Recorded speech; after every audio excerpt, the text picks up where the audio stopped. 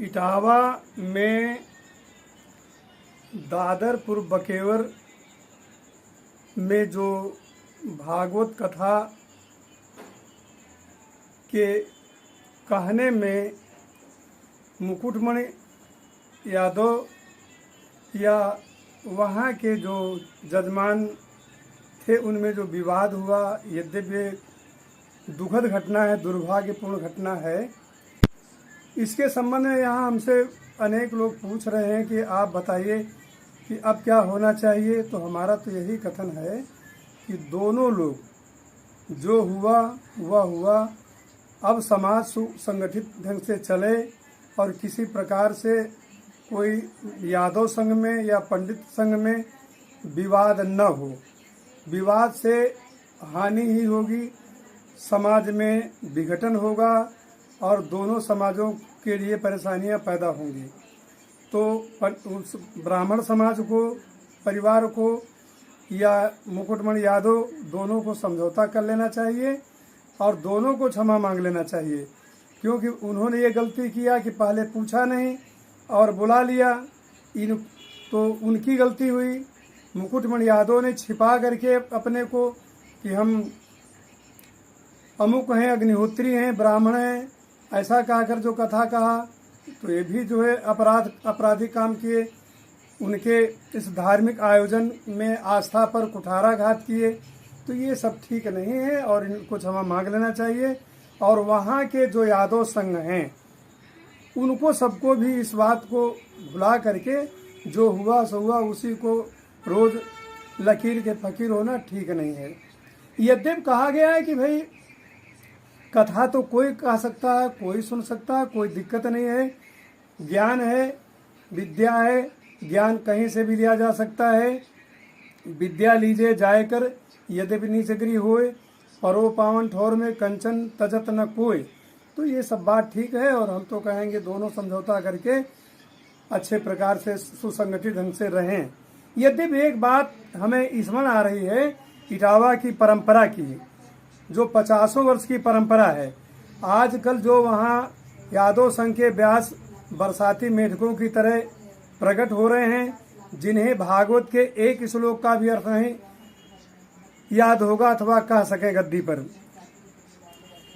भागवत का प्रथम श्लोक है जन्माद्यस्य यतो यथा, जन्माद्यस्य यथा।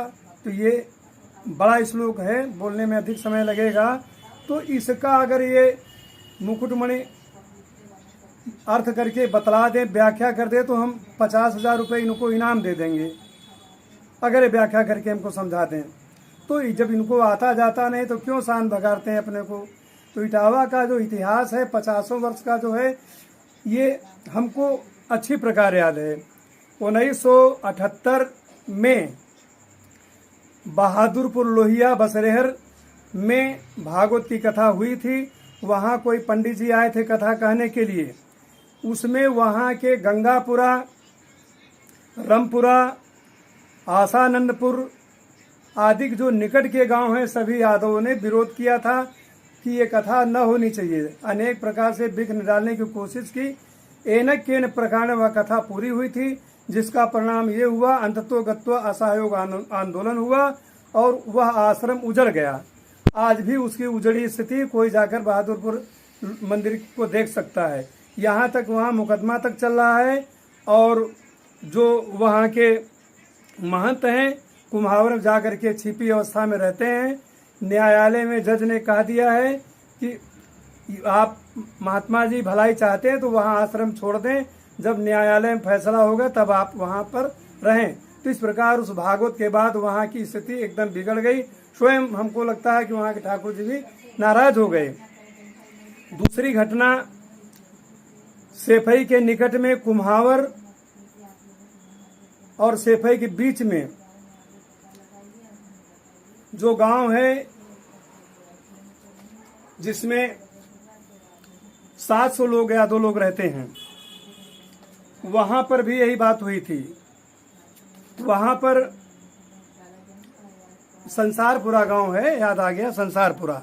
तो संसारपुरा में नत्थू सिंह एमएलए और उनके सचिव धनीराम जी, ये सब लोग उस समय में थे। वहाँ कोई पंडित जी आए थे, कथा का आरंभ किए थे। उस समय में 2 दिन के बाद में रघुवीर सिंह यादव वैद्य, जो वहाँ के नेता टाइप के थे, उन्होंने विरोध किया और प्रस्तावना रखा कि इसी गद्दी पर आकर के दर्शन सिंह यादव, जिनको बाबूजी कहा जाता था, वे आकर कथा कहेंगे। इसमें कुछ उनका समर्थन हुआ रघुवीर सिंह का, और इस प्रकार दोनों दलों में, अर्थात उन यादव संघ में ही 2 दल हो गए थे। कुछ लोग पंडित जी का समर्थन किए, व्यास जी का, कुछ लोग विरोध किए, और अंततोगत्वा कथा अच्छी प्रकार से संपन्न नहीं हो पाई। यह बात जब दर्शन सिंह को विवाद की मालूम हुई तो वे उस समय नहीं आए थे। परिणाम स्वरूप जेठ के महीने में कथा हुई थी, और आषाढ़ आते आते रघुवीर सिंह यादव, उनके समर्थक, ये सब मारे गए थे। और नत्थू सिंह एमएलए और धनीराम, ये लोग भी 1 महीने के अंदर भगवान के गोलोक धाम में पधार गए थे। और भी बड़ी बड़ी घटनाएं वहां उसके बाद हुई थी।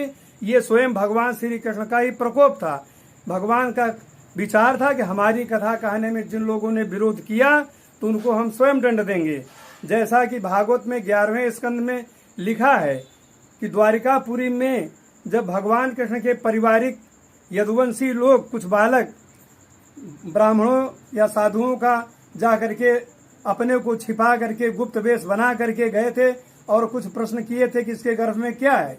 अंततोगत्वा उन्होंने श्राप दिया, जिसके परिणाम स्वरूप यदुवंश का ही विनाश हो गया था। तो कहने का हमारा अभिप्राय कि इनसे सब अच्छी बात नहीं, समझौता कर लेना चाहिए। तीसरी घटना और भी हमको याद आ गई। कुम्हावर के बगल में जो इंटर कॉलेज है, वहाँ पर आश्रम है जहाँ पर महंत महावीरदास साधु रहते थे। वहाँ पर भी भागवत की कथा हुई थी 1985 में, जिसमें एक पंडित जी को बुलाया गया।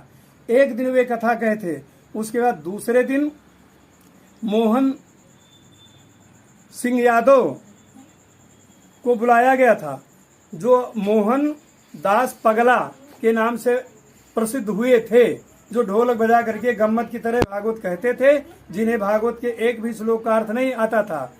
6 दिन कथा वे कहते, और वो पढ़ने वाले पंडित जी को हटा दिया गया था। तो इसके बाद और भी एक घटना आती। बसरेर के पास में नदी जो है छोटी सी, उसी नदी के पहले गांव है, वहां पर भी इस प्रकार हुई थी।